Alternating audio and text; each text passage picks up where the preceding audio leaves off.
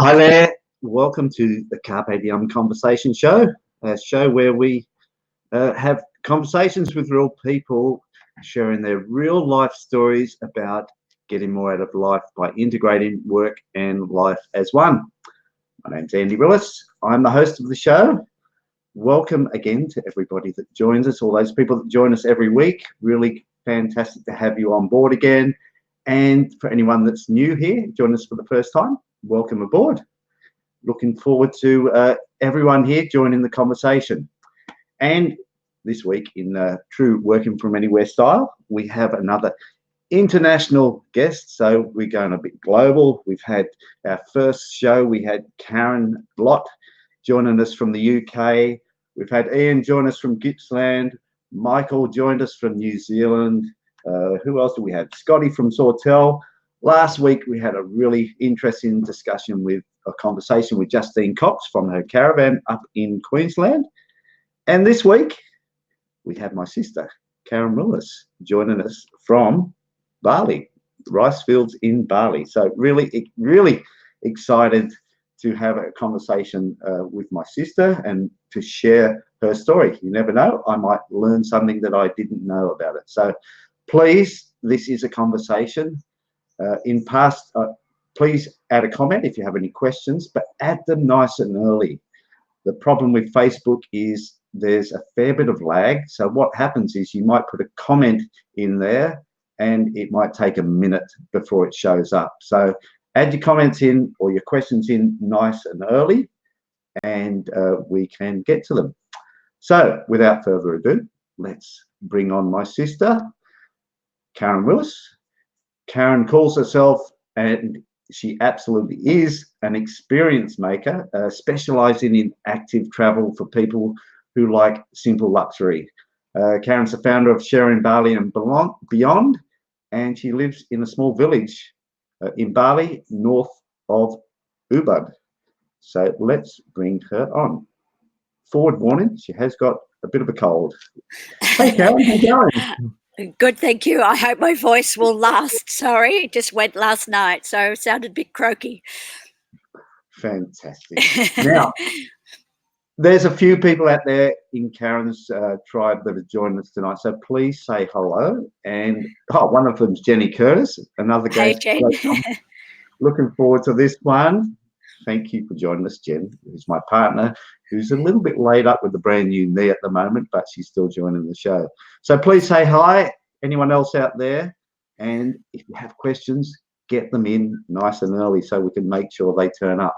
Okay, Karen, let's do this. You ready? Yeah, I'm like just like praying to the internet gods that nothing freezes. Good. So first of all, before we get into your story, where are you? That looks like a lovely location. You're not actually in the rice fields, but tell us where you are. No, the rice fields are just over there. This is actually my garden and my house. I live in an old antique joglo. It's like a 100 or so years old. It's a restored antique house that we found on another island and rebuilt here. So it's very simple, very crude. And yeah, I'm in the garden. Rice fields there and the dog's over there. And the village is just out the front gate. Oh, wow. Hey, and look who's joined us. Hey, Les, Lorraine, how are you? Les and Lorraine, Les is our brother. He's joined us from Queensland, which is fantastic. Okay, so you're in over there in Bali.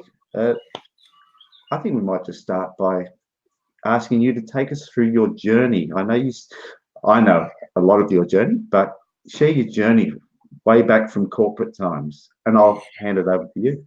Oh, okay. All right. Then you probably just have to stop me talking. It's a long journey I've had. It's interesting being asked question interview. It's a really good thing for you to do because it really helps you reflect on how you got here, which is always interesting. So yeah, I have a fashion background of all things. So I worked in the fashion lifestyle industry for many years for big companies from the time I was 18 through to just a few years ago. And it was a really good career. I loved it. It was a creative industry, but it was corporate. It was big time, big businesses that I worked for. I learned a lot, and I will be forever grateful for the mentors that I worked through in that period. on reflection, it certainly helped me set up for future life. But there's probably, people ask me, how did you end up in Bali? It wasn't a plan. It was a couple of sliding door moments, as well as just probably making some intuitive choices, and at times some more strategic choices, but I'll be honest, more were intuitive than strategic. So I worked more on the creative side, so I was more from a design background, but I ended up working in brand strategy and building businesses. So I had a fairly broad role in the industry. But very early on, it was in the 80s, my early 30s, I just knew something wasn't right for me about the industry. I was really frustrated. I couldn't get enough time to myself. I didn't really like the routine of what I was doing. And I just knew intuitively that I had to find a different way. And there was a turning point. In the fashion industry, you travel a lot. It's a way of life. So I traveled internationally, domestically. I was always on a plane or at the airport. So there was a lot of travel involved in it. And I love travel. But in my early 20s, I actually did a trip on the back of an ex-army truck from London to Nairobi across Africa. So it was a really rough, tough trip. It was like Survivor without all the nonsense for 4.5 months. And I loved it. And I think that kind of like formed a little bit of travel DNA for me. So as much as I like the sophisticated part of the world, I actually really liked getting off the beaten track and very immersive sort of travel and getting away from it all. So that was in my early days. In the corporate days, back in those days, it was quite structured, and the turning point was I wanted to have more time to go away. I was traveling to Borneo and places like that on any time that I could take. And one day I was brave enough to front up to my senior manager and said, I really want to be able to work for longer fixed periods of time and then have more time off so that I can travel better. And he just looked at me and said, no one in my senior management team will ever be allowed out of the business for more than 2 weeks. And that was it. There was no conversation, nothing to discuss. That was it. And I was devastated. I thought, well, that's not going to work for me. There was like a jail sentence. I thought 2 weeks, that's it. That's all I can have free for myself. And in those days, it was very aspirational. If you went down the executive track, that you'd be well paid, there were good jobs, it was secure, it was the heyday of the fashion industry, and people had like holiday homes and then they would take short breaks and all the rest of it. But I didn't want that life. It wasn't aspirational for me. That wasn't important to me. And I didn't begrudge it for anybody else, but I actually didn't want to live that life. So because I was immature, I got in a huff and said, okay, well, I'm out of here. I don't live this life. I'm just going to go traveling. Thank goodness a couple of the founders of the business stepped in and said, oh, Karen, just calm down. We'll work something out. Just go and take as much time off as you want. Sort yourself out. Think about how you want to work, and let's try and work it out for you. So when I came back, we did work out a way that I could work in blocks and more on projects and work ahead of the business. So I wasn't in that day-to-day world. And then I was able to be more flexible. So to be honest, I didn't really know what I was asking for, but I knew, and I made a choice that I didn't want to live that life of 2 weeks holiday per year. Now, life's changed a whole lot since then. It was really different. It wasn't something that you could negotiate back then.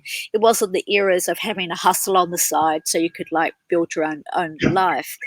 So that was probably the first significant step. But through all of that, when I got in my huff and I went traveling off to Indonesia for a while.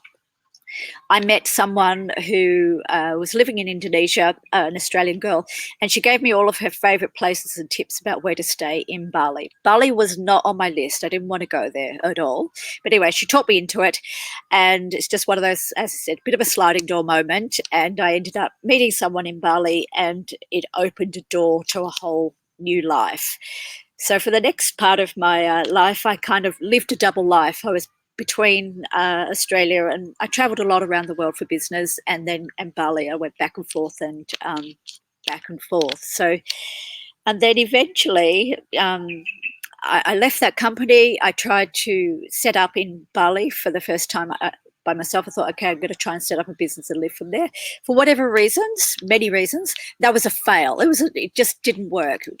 All the stars did not come together for me at that time. So I came back to Australia and rejoined corporate life. Still had my Bali connections, my Bali life going on. I worked for another very, very good company, and they took me on knowing who I was and how I wanted to work. And eventually I built myself up so that I was free of working again from the daily life I was always working forward. And I was actually able to step out of the business and spend more time in Bali doing what I want to do. And I was working from anywhere without really without not a great deal of systems in place. It was in the days of faxes and like spreadsheets and hauling things around. But I guess there's lots more depth to the whole story of the whole thing. It went on and on. And then in about 2008, I reached another point where I thought, I'm done. I'm done with corporate life. It's been great, but there was a lot of changes. It was going into a different era, and I was more established in Bali. And that's when I decided that I wanted to, don't ask me why, create boot camps in Bali. So we had a property up in the village. We had a few bungalows. We started off with no electricity or running water or anything. We started from absolutely nothing, and I thought, well, we had hospitality experience with my partner and their staff and what have you. I was actually a really good project manager. I was a customer experience brand strategist. How hard could it be? We'll just do this. It's what I would love to do. Wasn't that easy. But anyway, we got there eventually.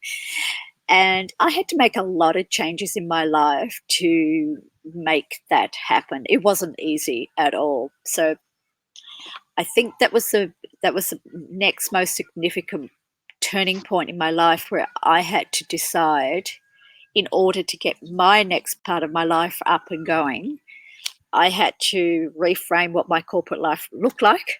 I had to start saying no to things that I would always give more and more and more, and I had to start giving to myself and my future and build my own future. It's very different when you've worked from a very large company to suddenly go and start up by yourself in a tiny village in Bali that had no internet, barely had electricity, and if the water broke, we had to hike out in the jungle in the night to go and fix it. So it was a huge amount of risk and things going on there. But I had an image, I had a plan, I had a concept. I wanted to create a retreat concept, a retreat strategy that broke the mold of what was available on the market at the time. So I made it even harder for myself by doing something that didn't exist. And then eventually we did out. I did one boot camp the very first year. I was still working in Australia at the time, so I was back and forth. The next year I did 2 or 3 retreats. And then eventually I quit the corporate life, and I, made the jump and came to Bali and was full into it. That year that I moved, we had a few months after I moved here, said goodbye to the lovely guaranteed corporate salary. We had 2 cyclones within 6 weeks, and we got smashed to pieces, and we lost just, set us back 10 years. So there was no choice but to, pick it all up and keep going. And then by the 10th year, I was up to running 25 to 30 retreats a year. And it wasn't a business, it was a way of life, that I'd sort of created. So that's kind of it in a nutshell. At the moment, I'm stepping back from that. I'm still the founder of Sharing Bali Beyond. I don't do retreats in Bali, and I work with other people to do retreats elsewhere. And I'm trying to spend more time doing writing and a few other jobs for myself at the time. So that's the quick and dirty journey. There's lots more ups and downs along the way. Yeah.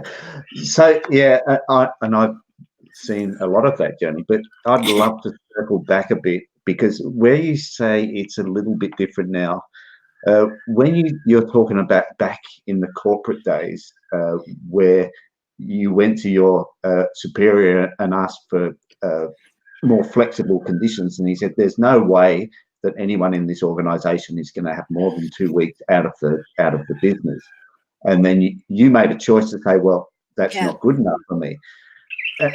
And you've seen that corporate life, and you've seen other people in your situation that don't make that choice, and that stay in that toe the corporate line, even though it isn't fulfilling their lives.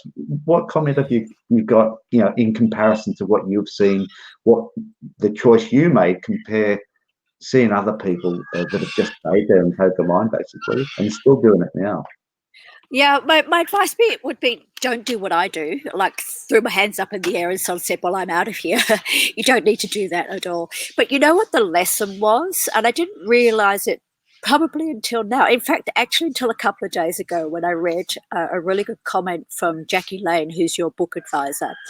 And she said what this whole, what this work-life integration is about the life we choose, is working out what we value. And that's a really, really honest discussion that you have to have with yourself. And it's quite difficult because we're quite conditioned to think, maybe like how our parents taught us, there's a lot of pressure, maybe there's pressure there, or there's peer pressure, or there's this expectations of following a certain path. And there are rewards at the end. I gave up a lot of money making the choices that I did. I gave up a lot of money, but that was okay for me. I didn't realize it at the time. And if I'd have made the choice based on money only, I wouldn't be here where I was today at all. I had to make a choice, and it was really hard. I think it's easier to make those choices today, but I don't think you can make them until you understand what's important to you. And what's important to you it may not be important to anybody else, and that's okay. You don't need to compare yourself or anything like that. And mine was significant. You know, for somebody else, it's like maybe just enough time to get home to always see the kids when they come home from school, or if you're a grandparent, you want more time with your grandchildren, whatever it is, or you want to be able to start to give back to community, which needs odd hours or whatever it is. What is it that you value? Because you can maybe still live in corporate life and still have all the benefits of it, but then, you could adjust to it, or else you could strike out on your own. I think it's easier to strike out on your own now. I think there's more systems that are available to you. I think there's more tolerance of it, but it doesn't make it that it's going to be easy at all. And not everybody's cut out to forge their own path, but you can't do that until you really, really know what you want. I'm a very intuitive person, so I was acting on intuition. I didn't give it a lot of thought. But ever since that day, I've always created my own job. I've never had a job that somebody else has ever had before. Now that's hard too, because it's much easier for when somebody else has paved the way, but that's who I am, and that's what I value. And I value time to travel. I value time to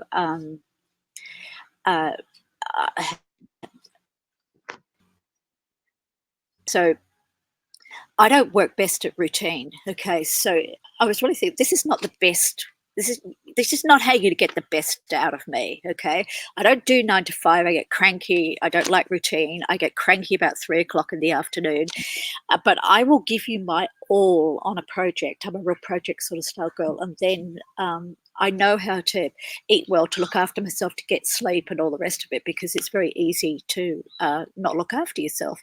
Possibly I didn't in those earlier days, but I do now. But I value that more now as well. So I think, for anybody in that same position, you don't have to throw it all in. There's ways that you make adjustments, but do it. Do it is what I would say if you are feeling like you are just like life's passing you by. Yeah. And it's much easier now. I had to say one of those people in my day, it was harder, but I think there's smarter ways to do it than what I did it. Yeah. We must say hi to Auntie Edna, who's on watching. Hey, how are you? It's good that we've got family joining us tonight. So we've got, and Mum's there somewhere too, but I'm not sure if you'll be able to comment, but hi, Mum. Say hi to Mum. Hey, Mum, you're more technology advanced than I am. I don't love tech, so I'm impressed that my 80-plus-year-old mum is online. So one of the comments you made there was around money, and this is another part of conditioning. We're conditioned to work 9 to 5. We're conditioned that we need to earn a certain amount of money. We're conditioned to buy stuff throughout our life. And that ends up a bit of a mindset thing, especially as you get older and you actually need less money. And the focus on money is something that does keep people in those corporate jobs, potentially doing the things that they don't love doing. Oh, well, we're all terrified because we've all been told that we'll never, no amount of superannuation will ever be enough. So we're terrified that what's life going to look like later? Well, we may not make it there, I suppose. Look, Australia's an expensive place to live. We have to face financial reality. But, living in a small village in the way that I do here, I live amongst some pretty poor people. It's a very simple life up here. I've really learned the concept of what is enough. And I think that's enough for me. May not be enough for you or enough for someone else. That doesn't matter. But I think at some point, you do have to understand what is enough, and saving money until later makes sense in some ways, but not in others. We all need money, and there's nothing wrong with having a tremendously successful business if that's what makes you happy, and you use your money to do good things for you and your family, and you're enjoying life. There's nothing wrong with that at all. Power to you. But yeah, at the same time, we are all terrified because we, convinced that our superannuation or whatever it is not going to be enough to live on in the future. So I think we have to get over the fear and start living now. And there's smarter ways to think about it. There really is. Yeah, absolutely. And that's the point. Unfortunately, we have been conditioned to defer living until later. It's about living now, not being so concerned about the money that you're missing out on living life now. Which gets to the point of integrating work and life, which is the main point of this show. And I know how you work. I've seen how you work, and incidentally, we've worked. We collaborate on documents where you are in the right place, and I'm over here, and we're still able to collaborate. But I know you also are a big believer in working to your energy levels, right? Not working in 8-hour blocks, which is something we've been conditioned to. And it's something I discovered when I went to the French Alps, and I only had a 2-hour window to communicate with my staff and my customers over the other side of the world, because I was in a different time zone. So instead of working for the rest of the 8 hours or 10 hours of that day, I started going for a bike ride or a hike, and then coming back and working later. So I discovered we don't have to work in an 8-hour block, and it doesn't work. And I know you do something similar. You work, and well, tell us how you operate your day to day. Yeah, well, it's interesting because having run retreat 10 years, one of my secrets I believe I have to running retreats is my what I call energy planning. I teach other retreat leaders how to use that. So for myself, I'm a morning person. I'm at my creative, at my strongest, at my freshest in the morning. So I'm best to work on things more in the morning. In the afternoon, I hit an inevitable slump. I get bored or what have you. The thing is, but the other thing that I also think about is, when am I best to work on creative things? When am I best to work on administrative things, which is not often? When am I best to reach out and have conversations with other people and things like that? So I actually plan around those elements as well. And then I'm also... the morning and being outdoors is really important to me. So I can't function unless I've been out for a walk in the morning and done something like that. That's just really, really important to me. I never work on the computer for more than 2 hours at a time. And as much as, I get the opportunity to, really get a lot of exercise or do things like that, sometimes I just go and walk outside and walk around the garden and then come back in. I give myself a break, because you just, you're not sharp. And the biggest lesson that I've learned in this whole working from anywhere, integrating work and life thing over my entire life, and especially once I had to make the change, is how much time we waste.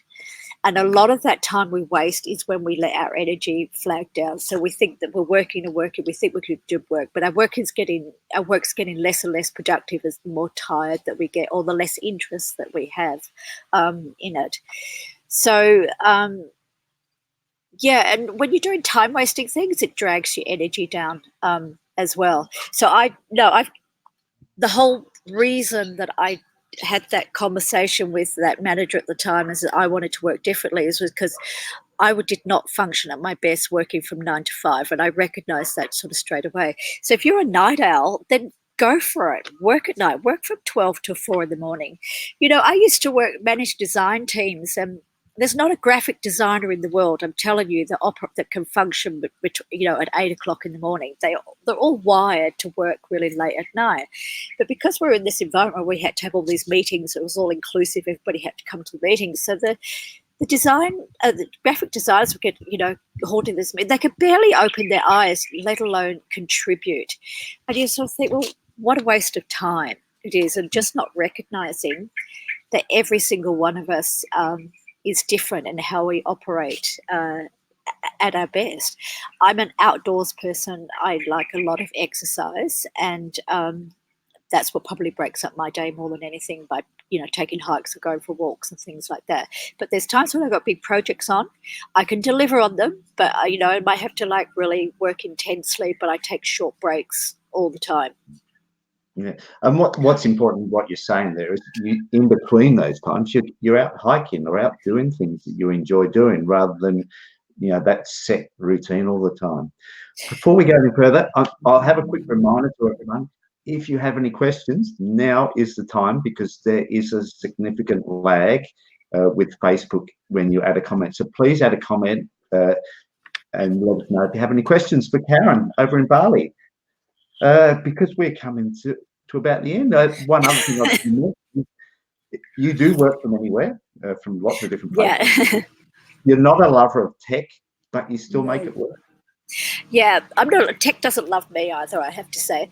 So what I know now, you've obviously helped me out with a lot of simple sort of systems. If I'd have started off with those all those years ago, life would have been incredibly different. So I need tech that works for me. So I don't want to delve into the why and how it works and all the rest of it. I just really need simple systems. The retreat business is a very, very personal business. So I prided myself, and it was really important to me. The conversations that I had with clients was really important. So I had I lucked by a friend showing me a customer relationship, a CRM program from the early days. And that was been a lifesaver, because some people can't book in for a retreat. It might take them 2 or 3 years to actually have the time to book in with me. I can pick up a conversation with them that I had, every year with them, and keep the conversation going, because I had that system in place. You introduced me to Typeform, which allowed me to efficiently gather information, but in a really, really personable sort of way. Just saved a whole lot of time and duplication. And obviously the zero invoicing was efficient. So I would say to her, I was really lucky that you actually came along and helped me out so much in the last few years. I wouldn't have been able to manage my business and enjoy my business as much without those simple systems. And I hate tech. I really don't like it at all, but I respect what it can do. And I probably still only use about 10%, of every application that you give me, but it doesn't matter. It gets me there. And I would say to it, it'd be like biggest rookie mistake in the early days of messy Excel spreadsheets and what have you. Just don't do it, And if you're not into it, ask for help, because you're like me, I'm the wrong person to go out and test and trial and research sort of tech sort of stuff. You actually just need a solution. Just pay someone, get the right solution for your business, and go do what you're good at. Yeah, let someone else test and filter and get it right for you. We could not live without Google Docs. We, on a weekly basis, Karen helps me with some of my writing and some ideas, and we just share a Google Doc. And Karen will be in Bali, and I'll be over here, and we'll just be typing together and commenting and working on a document. It's absolutely fantastic for me, because I can get help, and it works both ways as well, but we can do it in real time. Okay, we have a question. Jenny, you mentioned doing things intuitively throughout your career. Do you think that's the same as being impulsive, and do you think you still continue to do things that way? No, it's not impulsive. Look, I might have some, in my bad moments, have some bad reactions and want to be impulsive. But no, you have to, my intuition is responding to what I'm feeling about things. I'm a researcher, so I do go and read a lot. I seek advice and look into things. So I'm not impulsive. I'm a bit of a captain sensible, if you can believe it as well. Opposite But to I me. yeah, no. I'm a researcher, so I'm a thinker, but I do take action, and my intuition like screams at me. So I'm a creative person. I think in pictures, and intuition is a big part of it. So I still do things that way as well, and I think I always will. That's how I'm probably wired. I don't say it always works out, but I think as you get more experienced and wiser, you actually start to question it more. You know what to look for, and as I said, you just keep learning because nothing stays the same. So you actually have to keep moving, and that's the most important thing that I've learned. But moving doesn't mean just throwing things out. And I said I'll come back to what Jackie Lane said: work out what you value in life. And then it goes from there. And we all need money. We all need jobs. We need to do it all. But there's always based about, and you have to be really honest with yourself. It's not about what somebody else values. And you have not got to worry about judgment by other people. Will I ever slow down? I'm pretty goddamn slow right now, I can assure you. I do a lot less than I used to, and I'm really trying to. Also, my voice is going. I'm trying to write more and I'm trying to learn more about permaculture, do different things these days, and be a little slower and more thoughtful. But no, I love energy. I would still like to hike and do things and be outdoors, and I'm forever grateful that I'm as well and as healthy as I am and living the life I am. There's crap goes on in all of our lives, and and I've had my share of it, and it's still happening. But I've never been healthier and more me. Is all I want to say, I guess. Yeah. Fantastic. And I must, we've got another question here, but before I put that one up, I think now's probably a good time to actually give a shout out to Mum and Dad, because Yay. they gave us this opportunity. We don't have time to go into this story, but the bottom line is Mum and Dad packed up 5 kids with £100 in their pocket back in 1970 and gave us this opportunity. So I think our entrepreneurial spirit come from them. So thanks, Mum and Dad. I know you're out there watching. It's the opportunity we were given. They sacrificed for us early, so that's just something a little bit personal while we have the opportunity. Yeah. I'm actually starting to write those stories down. There's a book in me, so there's a book coming about those stories because we owe them a lot. Yeah, absolutely. Wayne McCartney, hi Karen. Do you find that people resent or feel threatened by your lifestyle? That's a good question. Oh, yes, in the early days. No, it's a really, really good question. And in my early days, I probably wasn't mature enough to handle it. But in all honesty, I used to, friends would throw doubts over what I was doing or suggest it was too risky, or under the guise of were they trying to protect me, whether I was getting off this track or what have you. And I have to say, for the first few years, I shut down about it. Eventually, at one stage, I wouldn't explain to people what I was doing or why I was doing it in the early days because it didn't make sense to a lot of people. It was too hard to explain, and I didn't need all the judgment, and it did put a lot of doubt on myself. And it was hard. It was really, really hard. I think less so these days because people do live more international lives. People are there's more startups out there, more entrepreneurs doing things their own way, doing things differently. I don't think anybody would ever feel threatened by me.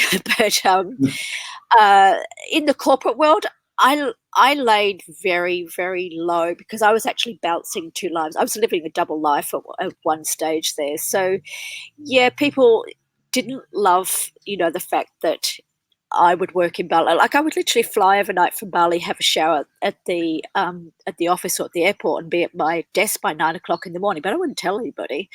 And Mm. people kind of got wind of it. But I was really very low key about it. If I had my time again, I'd probably do it differently. But you know what is different about this days, and why things would need to change more in the corporate world, because I still read about this work integration. Like, while corporations are still saying that this way of life, or like being able to have flexible time off or do different things, what have you, whilst they're still classified all as perks, then it's never going to work. Okay, they're not perks, because perks can get taken away from you. So if you're genuinely negotiating and you care for the way that you want your people to work for you, it is about true work and life. It's not a bonus and it's not a perk. So I was living under that initially, because jealousy can easily happen if someone sees that people are getting more perks than others. I didn't see it as a perk, because I worked my ass off, to be able to do that. But I understood. But I had to ask for it. I had to negotiate for it. I had to work for it. And I'm not a confrontational sort of person. So yeah, I would say for anybody who does feel threatened, or people who are like challenging them, just do it, live it, let them come to terms with it. But there's no point in having the discussions with people who aren't going to get it. There's just no point. And that was one of the mindsets, and one of the things we talked over in the French Alps with our group over there at the retreat. And that was not so much with the corporate side, but similar is that guilt that business owners feel. Yeah. If they feel that if they're not in their business, that their staff or their team will think that they don't care about the business, or their customers will think the same. So it's a really good challenge, both in how you're saying it in the corporate world, but also for business owners out there, where they're going through, and it's a big discussion point. It's a big mindset shift, and it gets back to that conditioning. We've been conditioned that this is how life is, and this is what it's all about. This is all about the alternative to the traditional way you live life as a business owner, and and live life in general. And it's all about Carpe Diem. It's about living life now. Yeah, I've got one thing to say to that, and I used to say it to all my guests on the retreat things, or my retreats. It's about, the more that you are in love with life, you'll be more in love with your business as well. You'll be a better business person the more in love with your own life that you are. So, as I said, the guilt's got to go. You'll be a better business person. You'll get ahead of the business. You'll get, your head around the future, and you'll be able to create a better business for more people as well. And set a great role model. So, there's no time. You have to be in love with your own life and your life, not anybody else's life. Hey, Kay's just saying, well done. Thank you very much, Kay. I'm a big fan of yours. I think you're doing a pretty amazing job there from your permaculture with your skincare products. Phenomenal. Fantastic. Look, I think we actually have gone over time tonight, which is fine. Way over time. But that's good, Sorry. Good place to finish it, saying, do what you love, and be true to yourself. So thank you so much for sharing your story. Thank you so much to everyone that joined this conversation, and we've had some good questions tonight, which is fantastic. Thanks, Mum and Dad, for joining. Thanks, Auntie Edna. And go family. Next week we have Emma Rhodes joining us. Until then, as always, guys, Carpe Diem. Carpe Diem. We'll see you next week. Au revoir. Au revoir.